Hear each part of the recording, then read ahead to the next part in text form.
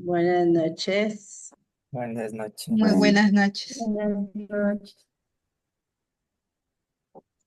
Bueno, buenas noches.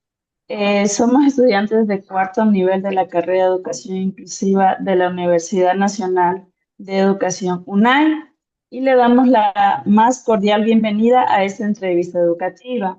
El día de hoy tenemos el agrado de entrevistar a la licenciada Magdalena Priscila Guerrero Montero, docente de matemáticas con 14 años de experiencia profesional, quien actualmente labora en la Unidad Educativa Amazonas en el subnivel de Educación General Básica Media. Mucho gusto, licenciada. Buenas noches, igual gracias por la invitación. Es un placer ayudarles. Bueno, licenciada, el objetivo de esta entrevista es netamente académico y forma parte de la asignatura de modelos pedagógicos curriculares. A través de este espacio buscamos conocer su experiencia docente, así como su visión sobre el currículo y su aplicación en la práctica educativa. Cabe mencionar que esta entrevista tiene fines exclusivamente educativos y no será publicada en ninguna red social ni plataforma digital. La información será utilizada únicamente para esta actividad académica. Antes de continuar, le solicitamos su consentimiento para grabar esta entrevista a través de la plataforma Zoom, con el fin de Sí, asegurar la fidelidad en la transcripción de sus respuestas. Licenciado, ¿está de acuerdo con la grabación? ¿Está de acuerdo con que grabemos? sí, estoy de acuerdo. Muchas gracias. Quiero presentarles a mis compañeros quienes nos acompañan el día de hoy. Ellos son Diana Granda, Andrés Poposita y Jessica Yorba. Ya, mucho gusto. Agradecemos sinceramente su tiempo y su disposición para compartir su experiencia. Con esto damos inicio al desarrollo de la entrevista. Para iniciar, nos gustaría conocer su visión pedagógica. Como primera pregunta, pues, ¿con qué modelo pedagógico se identifica y por qué considera que este modelo orienta de mejor manera su práctica docente en el aula, especialmente en la enseñanza de las matemáticas? Perdón, casi tengo interrumpida. A ver, repito, ¿con qué modelo pedagógico se identifica y por qué considera que este modelo se orienta de la mejor manera a su práctica docente en el aula, especialmente en las enseñanzas de las matemáticas? Bueno, nosotros me identifico con el modelo del constructivismo, donde el alumno construye conocimiento a partir de un aprendizaje ya significativo para el desarrollo de todas las destrezas. ¿Sí me Muy escuchó? interesante. Sí. Ya. Bueno, desde su experiencia, ¿considera que este modelo pedagógico se ajusta al contexto educativo en el que trabaja y las características como ritmo y necesidades de aprendizaje de sus estudiantes? Bueno, los modelos pedagógicos nunca se van a adaptar casi a la realidad del estudiantado. Nuestra realidad en nuestra institución es diversa y es diferente, pero se hace lo posible por llevar el modelo a su máximo como es aplicación, pero a veces la diversidad en las aulas no nos permite tanto como quisiéramos. Muchas gracias por compartirnos su perspectiva. Doy paso a mis demás compañeros. Licenciada, ¿cómo está? Muy buenas noches. Como ya le mencionó Mari, mi nombre es Andrés Moposita. Para el segundo bloque vamos a hablar sobre la implementación y la práctica. En base a todo lo que usted anteriormente nos había mencionado, ¿nos podría comentar cómo evalúa el desarrollo de las destrezas y competencias establecidas en el currículo nacional a sus estudiantes y sobre todo qué criterios toma en cuenta para mejorar este proceso de enseñanza y aprendizaje? Bueno, evalúa el desarrollo de todas las destrezas y competencias del currículo mediante una evaluación continua. La evaluación continua y lo que es la formativa nos ayuda a identificar como es falencias en el transcurso del aprendizaje, nos ayuda a determinar, a tomar decisiones correctivas y reforzar los contenidos que a veces los niños no los adquieren. También realizamos trabajos prácticos, grupales, individuales. Grupales es una técnica que estamos utilizando solamente en grupo de 3, que es lo óptimo para trabajar en grupos. La participación de la individual, el progreso individual siempre se está llevando un control gracias a las estrategias que ahora tantas existen ahí hoy en la actualidad. Se aplica también el diario de aprendizaje, lo que es una reflexión metacognitiva de lo que es en cada clase. Y a partir de resultados, reflexiono sobre mi práctica, ajusto todas las estrategias metodológicas, diversifico las actividades porque tenemos niños con NE en cada aula, con diferentes tipos de niveles de adaptación curricular. Entonces, todo esto nos ayuda a nosotros a tener un constante control y un constante refuerzo pedagógico, que es un feedback que se dice de inmediatamente en cada clase. Sí, muy interesante. En base a lo que me está mencionando, ¿qué criterios usted toma en cuenta para mejorar todo este proceso? Bueno, nosotros manejamos diferentes criterios de evaluación. Nosotros en nuestra institución manejamos por área de aprendizaje, por asignatura, perdón, manejamos diferentes criterios de lo que es trabajo individual, grupal, y cada materia se ha adaptado sus criterios a sus necesidades. Entonces, más que todo, yo evalúo sobre los criterios que más utilizados son, por ejemplo, el trabajo colaborativo, el pensamiento crítico. Siempre estamos en ese auge de desarrollarlo, pero como digo, en las áreas de nosotros siempre tenemos, cada materia tiene sus criterios de evaluación Ok. diferenciados, dependiendo también como para los niños de N, porque es una de los aspectos que más nos preocupa dentro de las aulas de educación regular. Claro, entiendo. Y en ese sentido, todas las estrategias que usted anteriormente nos mencionaba, aparte de la planificación y los recursos didácticos que aplican dentro del aula, ¿cómo estos resultados le permiten evaluar mejor a su entorno o al aula en general? Ya, verá, en general no implementamos una evaluación para todos. La evaluación siempre es diferenciada. Y todas esas estrategias a nosotros nos han ayudado bastante, pero siempre tiene que unas pequeñas falencias lo que es el contexto del estudiante, casi no hay mucho apoyo tal vez desde el hogar, pero todas nuestras estrategias dentro del aula, y yo valoro muchísimo lo que hacen en el aula. Yo casi no califico, o sea, y tampoco envío tareas a casa, sino que la evaluación es dentro del aula la que la realizo, pero se ha utilizado diferentes estrategias. No nos enfocamos solo en una. Si es que no resultó una, como le decía yo, para cuando hacemos evaluaciones formativas, pues vamos cambiando y como es, y tratando de motivar al estudiante, o que a veces esa es la falencia de los estudiantes, que no tienen motivación para aprender.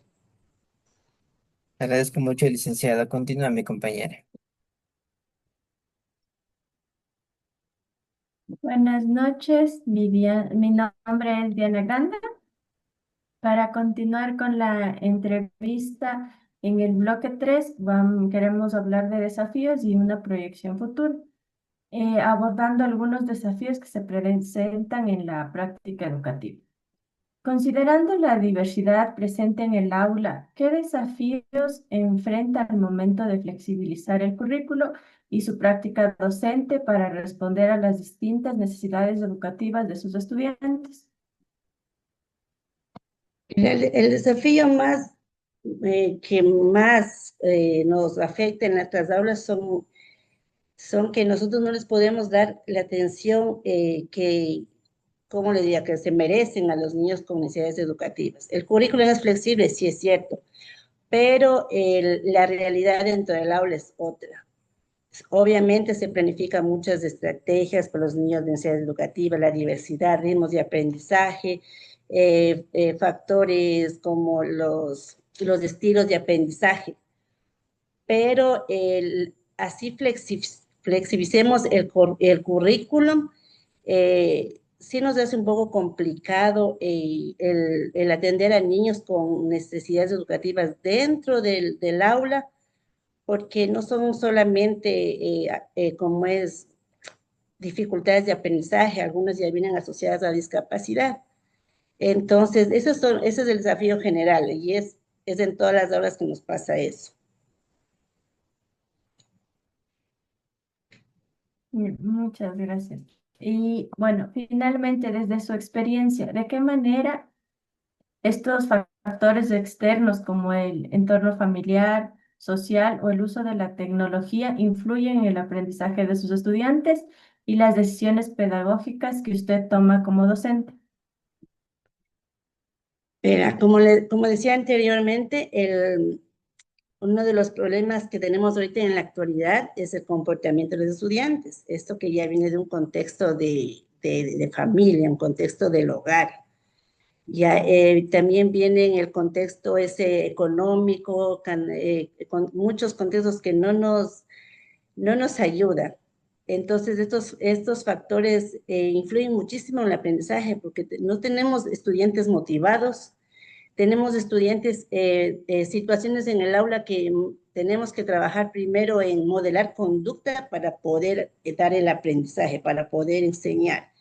Entonces, estos factores externos influyen muchísimo y bueno, no es que nos desanimamos, pero sí nos cuesta mucho trabajo eh, mantener la motivación de los estudiantes, no porque no tengamos la capacidad, es el entorno familiar, el social, socioeconómico, hábitos de estudio que muchísimos estudiantes hoy no tienen. Nadie prácticamente, son pocos de 40 de estudiantes que tenemos en el aula, 7, 10 tendrán hábitos de estudio, una rutina de estudio que desarrollen en su casa, en la escuela, pero no todos. Y entonces es la mayoría que tenemos ese problema que nos ha tocado ser modeladores de conducta primero, porque aparte el apoyo en el contexto familiar es muy poco. Entonces estos factores externos son las que a nosotros nos ha llevado a tomar decisiones de cambiar diario de estrategia. Si no resultó una, el siguiente día implementar otra cosa, hallar actividades que motiven a los estudiantes, pero sí es un poco complicado. Eso. Muchas gracias, licenciada, por compartirnos su experiencia y su reflexión y seguimos con Jessy. Un gusto, licenciada Magdalena. Para finalizar esta entrevista y con lo que ha expuesto anteriormente, nos gustaría conocer un poco más sobre su experiencia práctica en el aula, especialmente en lo referente a la atención a la diversidad. Como pregunta, desde su experiencia docente, ¿qué estrategia utiliza en el aula para atender la diversidad de ritmo y estilos de aprendizaje de sus estudiantes? ¿Y cómo estas se articulan con el modelo pedagógico con el que usted se identifica? Eh, a ver, me gustaría contar por partes, que en la primera parte me decía qué estrategias utilizo para la diversidad que tenemos ahí. O sea, ¿qué estrategias utiliza en el aula para atender la diversidad de ritmo y estilos de aprendizaje de sus estudiantes? Ya, verán, nosotros como ahorita planificamos en la actualidad, aplicamos el DUA, ya, entonces a nosotros se nos ha hecho un poco más, ¿cómo le digo? Más fácil abordar todas las diversidades. un poco más, porque como mencionaba anterior que es un poco difícil. Entonces, estamos aplicando el DUA que nos permite realizar una planificación que va a abordar todos los estilos de aprendizaje, porque si yo utilizo imágenes para el niño que es visual, pues esas mismas imágenes le van a servir para el niño que habitualmente aprende sin ningún tipo de adaptación, digamos. Si yo utilizo, por ejemplo, ejercicios de competencia, elementos del juego en las actividades, entonces les va a servir a los niños que aprenden prácticamente con el movimiento. Esa primera parte. La segunda parte, formular la pregunta. Bien, ¿y cómo estas se articulan con el modelo pedagógico con el que usted se identifica? Bueno, el constructivismo que le decía anteriormente, nosotros le aplicamos porque estamos conscientes de que el niño desde pequeño viene aprendiendo. Entonces nosotros todo lo que el niño ya viene trayendo de años pasados, lo estamos asociando a los nuevos conocimientos, a las nuevas experiencias, aprendemos, porque prácticamente guiarnos de un solo modelo tampoco es lo óptimo, porque como por la diversidad no nos permite tanto estar ahí en el mismo modelo, siempre estamos innovando, pero prácticamente utilizaremos ese modelo para orientar todas las actividades a los niños. Listo, licenciada. Como punto final, ¿qué mensaje o qué recomendaciones le gustaría brindar a quienes nos estamos formando como futuros docentes, especialmente en el ámbito de la educación inclusiva? Bueno, yo les diría que sigan adelante, o sea, que la realidad en las aulas es diferente. Uno en las planificaciones puede poner lo más lindo, lo más hermoso, pero lo importante es la experiencia en el aula. Debemos conocer, para nosotros poder enseñar, debemos conocer el contexto de los estudiantes. Muchas veces llegamos al aula asumiendo que ya saben, asumiendo que están bien, y eso ya no es correcto. Entonces, mi consejo sería que cuando ya ustedes lleguen a la práctica, a las aulas, se familiarice un poco con el contexto social, económico del estudiante, porque es la mejor manera de llegar al estudiante. Porque un niño sin motivación, que a pesar de pasar situaciones en la casa y llega a la escuela también a pasar mal, no va a aprender. Entonces me gustaría también eso, que nos demos tiempo que se den tiempo para atender a las necesidades educativas que tienen los niños, porque no es fácil atender a 2 o 3 niños con necesidades educativas en un entorno de 40 a 38 estudiantes. Entonces, sí deberíamos brindar tiempo, de pronto dar clases extras. Esas situaciones ya en la realidad, pues se ve más en la práctica, pero eso me gustaría que se animen, que se preparen y que hagan el mejor trabajo posible, porque a la final los niños son el futuro del futuro de la patria. Entonces, eso sería mi consejo. Eh, Gracias, licenciada Magdalena, por su mensaje. A continuación, mi compañera Mari.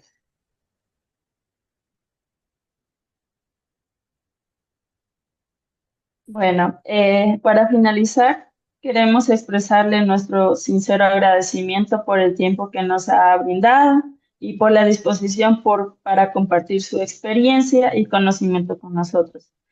Sus aportes han sido de gran valor para nuestra formación como futuros docentes, ya que nos permite comprender de manera más clara la relación entre modelos pedagógicos, el modelo curricular y la práctica docente.